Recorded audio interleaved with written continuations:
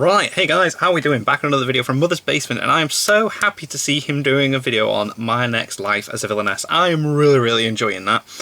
I think I'm only like 3 episodes behind. I'm not trying to be too up to date with it, because, you know, when we're stuck indoors, it's easy to just like binge everything and be waiting around, so taking my time with it. Really enjoying it. I think it's very funny.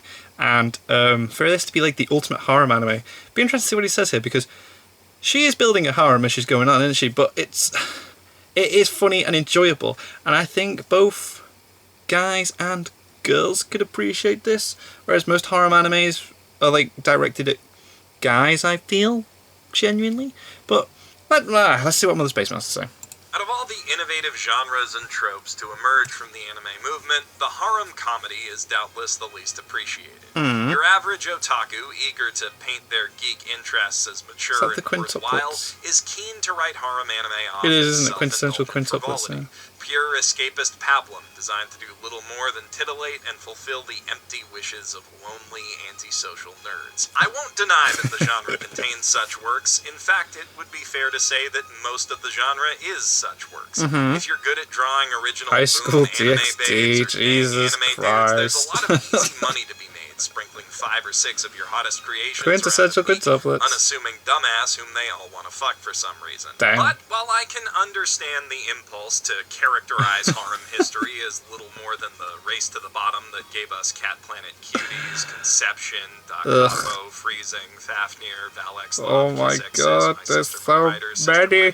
Princess Lover, Love, Koi Koi 7, R15, Oh Rail gosh, Wars, it's Shuffle, God, Mouse, Rail Wars. Now Years, I liked Rail Wars. That was Flag funny Break, Showbiz, because it was so Makeki, stupid. Happy Lesson, School Days, Maburaho, 100, Asterisk, War, my Absolute Duo, God. Infinite Stratos, Master of Ragnarok, What? Death March, Master of Ragnarok can go Rhapsody, In Another World with My poop Smartphone, up. and my personal guilty pleasure, Girls Bravo. I assure you, as a harem connoisseur, that there's more to it than just that. The Damn. harem comedy concept Connoisseur. can be used to tell That was a lot. entertaining, emotionally impactful love stories packed with interesting, diversely appealing, well-realized characters who have great chemistry with both the lucky lead and one another. It's just that a lot of the time it isn't. And often there's an undercurrent of sleaze running through even the best of these shows that can be a big turnoff to folks who are looking to get turned on. I get what you're Harems saying have here. to be horny, of course, but how the horny is framed makes a huge difference in the scope of their appeal. Yeah, really? Ideally, you want it strong enough to satisfy those looking for it without being so blatant as to Don't be so dissuade obvious those with it, who right? aren't. The Okay. gold standard for that balance up to this point has been Oron High School Host Club, which Yeah? mostly buries its horny in the subtext of a charming Buries fairy it. tale romance, encouraging us to gaze into the sparkling eyes up here Ooh. and merely contemplate the glistening pecs down there. Even Oron is limited in Mystery. its reach by the simple fact Don't give that everything not away. everyone is looking for handsome husbandos, nor is everyone interested in a parade of beautiful waifus. By their very nature, harems are somewhat exclusionary in their primary appeal. While the quality of their Right, it doesn't production appeal may to earn other them people. Right, favors okay, beyond yeah. that reach, they can only ever directly service roughly half of the anime fandom at any given time. Or so I thought, until My Next Life as a Villainess, All Routes Lead to Doom came along. This is I brilliant. went into this show expecting to see a fun, lighthearted isekai romp through a flowery shoujo lens, and it is that. But it is also the near-perfect distillation of the harem formula that I've been searching for all my life. My god. Above all else, a harem anime must deliver either handsome husbandos you just have to hug, or button-cute waifus who demand your devotion. Oh, Or so else, cute. what is even the point? Yes. My Next Life as a Villainess gets that, twice over. It gives us both in equal measure and all of equally exceptional quality and viability. Of course, from the series' premise, which sees an otaku girl whose life was cut tragically short, reincarnated At the age of 17, as wasn't it? Bias, the Yeah. villainess who dies at the end of almost every Fortune route in lover. her favorite otome game, you'd only expect to see some quality bishis in the mix, and the show doesn't disappoint on that front. The first we meet is Katarina's fiancé, confident, elegant Prince George. I'm so glad they didn't spend too long with them being kids. It would have been annoying if it went on for too long. Who secretly resents his bitchy betrothed and hides his true nature behind a sweet princely smile. In the game, Ding. Jordo has a strained relationship with his twin brother, yeah. Alan, who is consumed by feelings of inferiority toward him. She and does has a really developed good a job of brash developing ego and everyone's somewhat character. She childish doesn't even demeanor realise as a it's great. result. Katarina has a brother too, or stepbrother at least, Keith, a magical prodigy whom her father adopted from the Clias Branch family after he accidentally hurt his real brothers in a fit of rage over them torturing a small bird. Yeah, he can make like mud In golems, Fortune can't Lover, he? Keith was further isolated by Katarina's incessant bullying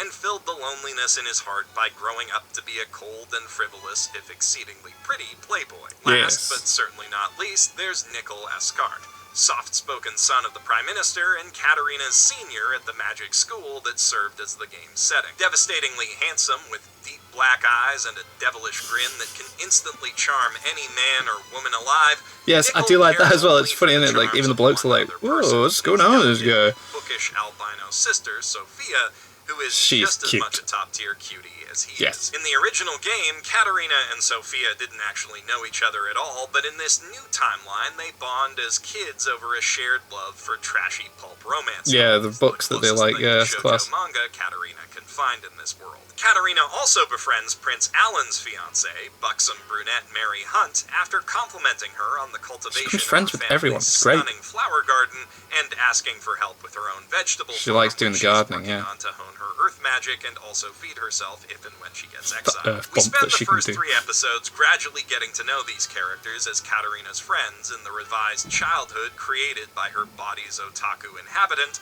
before heading off to magic school to meet the show's final waifu, Fortune Lover's protagonist, Maria Campbell. Maria is a beautiful blonde commoner, gifted with the rare Light power magic. to heal using light magic, whose natural warmth thaws the frozen hearts of the game's leading men. Aw. In the original timeline, Katarina bullied her mercilessly, but here she quickly becomes her Yep. dearest friend, defending her Oh, it's from so other nice. She likes the noblemen sweets. jealous of her magical talent. Katarina has an ulterior motive in all this, of course. She wants to be as close as possible to Maria so that when she inevitably falls for one of Katarina's friends who are boys, She doesn't get the doom ending. Katarina won't have to be taken out of the picture.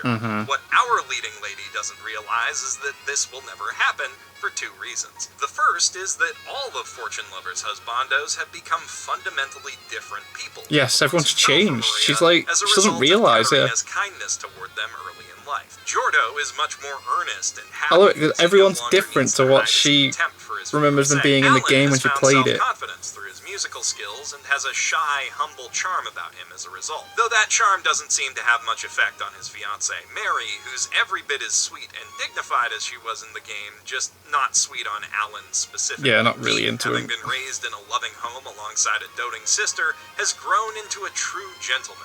And Yeah, he's Nicol- not a playboy. well, Nicol still doesn't talk much, but for entirely different reasons, and he smiles a little more than he did in the game, making him a He's trying. threat to everyone around him. But all of that is collateral damage from his sister smiling more often as well. Aw. Thanks to Katarina's friendship and praise, Sophia managed to break out She's of her like made shell them all and learn to love better herself. And people. also someone else, which brings us to the second reason. All of those fundamentally different people are already in love with someone else. Katarina. Even, especially the girls. Yes. See, while she was busy tiptoeing around the minefield of death flags that surrounded her as a villainess, She's been creating Katarina love flags. inadvertently tripped over every single romance flag for every single love interest and rival in the game, Yes. plus the protagonist. And she doesn't even realise. Katarina even remembers some of these events from the game as romance flags and feels bad about stealing them from the boys and girls for whom Right, they yeah, were intended. yeah. But I she love never the once internal follows that train of thought to its very bits, the obvious meetings in a logical brain. conclusion. To be fair, though, logic isn't exactly Katarina's strong suit, No. nor is any thinking-related task, really, because she's dumb.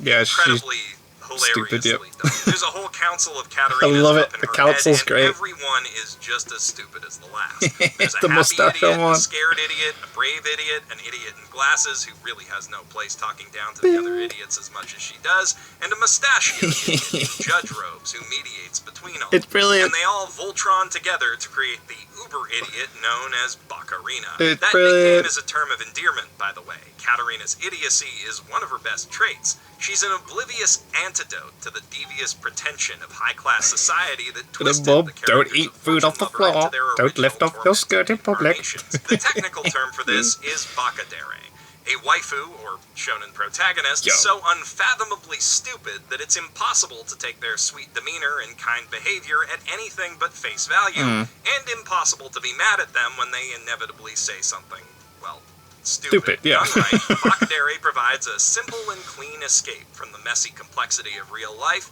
and Bakarina is one of the best written examples of the trope in modern anime. Add to that huge anime titty, a cute face well suited to smug, vacant. The animation, I do like on the facial expressions and that, and the eyes and that. I think it's great. Sense, and you've got a protagonist every bit as hot and lovable as the anime hotties who love her. Actually, she's quite possibly the best girl in the entire cast, which is no mean feat, believe me. Yeah. With her, the series achieves perfect harem harmony. 4 waifus, 4 husbandos. At the same time, she's basically perfect as a protagonist. There are a lot of things in harem comedies that just sort of take care of themselves from a writing perspective. With multiple characters vying for the same love interest, you can create friction and conflict wherever you need it for the plot, tension, without it ever feeling unnatural confrontation. or forced. And so long as those characters are all appealing in their own way, you can put off plot progression all but indefinitely without having to worry about your audience getting too bored. Very true. But none of that can function properly if you don't get the harem hero right, and that's a tricky balancing act. Unless you're going for hard, give edgy, them something or to go got for. some kind of supernatural gimmick going for you, like the world God only knows, your harem protagonist needs to perpetuate a will-they, won't-they relationship with several other characters simultaneously for most of the series' duration without coming off like a sleazebag who's stringing them along or an indecisive coward. Make them It likable. needs to make sense that all of these impossibly hot anime people would fall for them, and they need to be likable enough that all of us out here simping for our best girl or boy of choice will accept the protagonist winning that waifu or husbando's heart.